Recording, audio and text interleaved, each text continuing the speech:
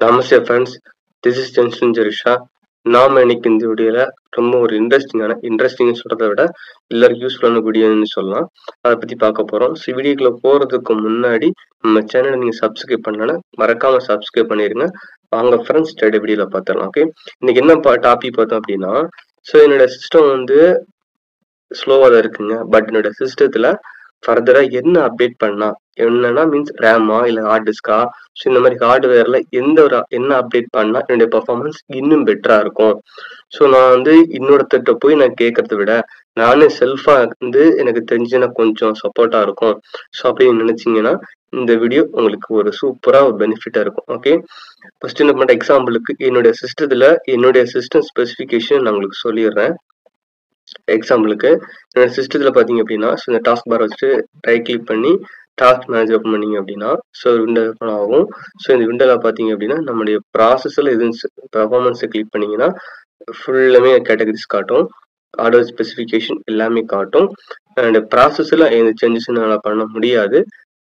என்னுடைய இம்ப்ரூவ்மெண்ட் பண்ற மாதிரி இருந்துச்சு என்னோட ரேம்லயோ ஹார்ட் டிஸ்க்லயோ பண்ணலாம். கரெக்டா பாத்தீங்க அப்படின்னா என்னுடைய சிஸ்டத்துல ரேமு எடுத்துட்டு பார்த்தோம் அப்படின்னா ஒரு 8 GB இன்ஸ்டால் ஆயிருக்கு. ஓகேவா, பார்த்தாலே உங்களுக்கு தெரியும் 8 GB ரேம் இன்ஸ்டால் ஆயிருக்கு. பட் பாத்தீங்கன்னா என்னுடைய லேப்டாப்ல 2 ஸ்லாட் இருக்கு உள்ள ரேம் ஸ்லாட். அதுல ஒன்னே தான் நான் போட்டிருக்கிறேன். அந்த ரேம்ல அந்த ஸ்லாட்ல 8 GB ரேம் போட்டிருக்கிறேன். இன்னொரு ஸ்லாட் எம்டியா தான் இருக்கு. என்னன்னா ஃபர்தரா என்ன பண்ணிக்கலாம், இன்னொரு 8 GB ரேம் போட்டுக்கலாம்.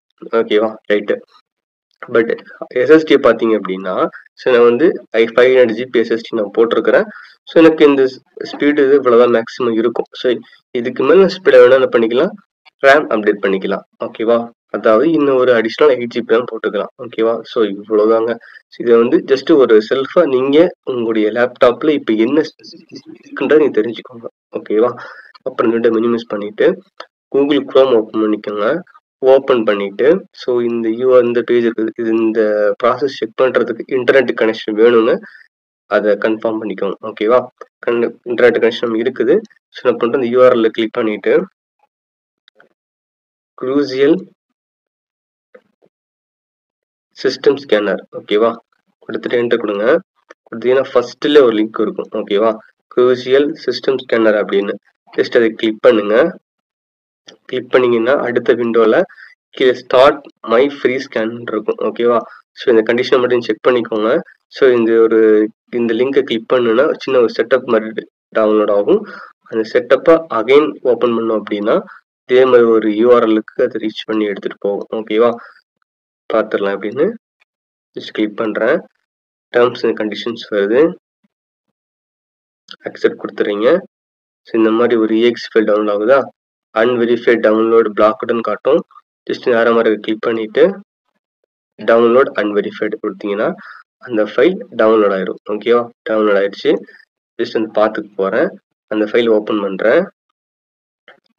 ஓப்பன் பண்ணும்போது பாத்தீங்க அப்படின்னா ஆட்டோமேட்டிக் இங்கே லோட பார்த்தீங்களா, while we are finding compatible upgrades for your computer அப்படின்னு செக் பண்ணும். ஓகேவா, நம்மளுடைய லேப்டாப்புக்கு என்னென்ன அப்கிரேடஸ் பாசிபிளா இருக்கு அப்படின்னு சொல்லி செக் பண்ணும்.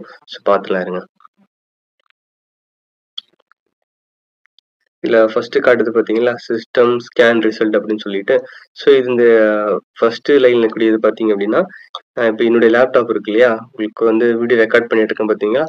அந்த லேப்டாப்போட ஸ்பெசிஃபிகேஷன் கொஞ்சம் இந்த சைட்ல பார மூவ் பண்ணி கீழே வந்தீங்க அப்படின்னா இல்ல காட்டும் வி ரெக்கமெண்டட் திஸ் அப்கிரேடஸ் அப்படின்னு சொல்லிட்டு சொல்லும். அதுல எனக்கு பார்த்தா தெரியும். என்னுடைய லேப்டாப் பாத்தீங்க அப்படின்னா 16 GB DDR ரேமுக்கு கம்பேட்டபிள் ஆகி இருக்குது. பட் என்னன்னா கரண்டா பாத்தீங்க அப்படின்னா 8 GB ரேம் இன்ஸ்டால் பண்ணியிருக்கிறேன். அந்த 8 GB ரேம் எடுத்துட்டு மேக்ஸிமம் அவுட்புட் எவ்வளோ வரும் பாத்தீங்கன்னா பிளஸ் 16 GB உள்ள ஒரு ரேம் இன்ஸ்டால் பண்ணீங்கன்னா இந்த பெர்ஃபார்மன்ஸ் வந்து இதை விட அடுத்த ஸ்டெப் ஒரு லெவல் அதிகமா இருக்கும் அப்படின்னு சொல்லி காட்டுது. கண்டிப்பா இதே ஸ்டெப்பை உங்களுடைய லேப்டாப்ல ட்ரை பண்ணி பாருங்க. நீங்களே செல்ஃபா லேப்டாப் அப்டேட்டஸ் என்ன அப்கிரேட் பண்ணலாம் அப்படின்றத செக் பண்றதுக்கு ரொம்பவும் ஒரு யூஸ்ஃபுல்லா இருக்கும். ஓகே, கண்டிப்பா இந்த வீடியோ உங்களுக்கு பிடிச்சிருக்கும். உங்க ஃப்ரெண்ட்ஸ் ஃபேமிலி எல்லாருக்கும் ஷேர் பண்ணுங்க.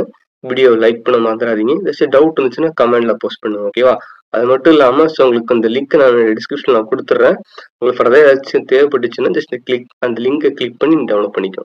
ஓகே, தேங்க்ஸ் ஃபார் வாட்சிங் this video. Wish you all friends.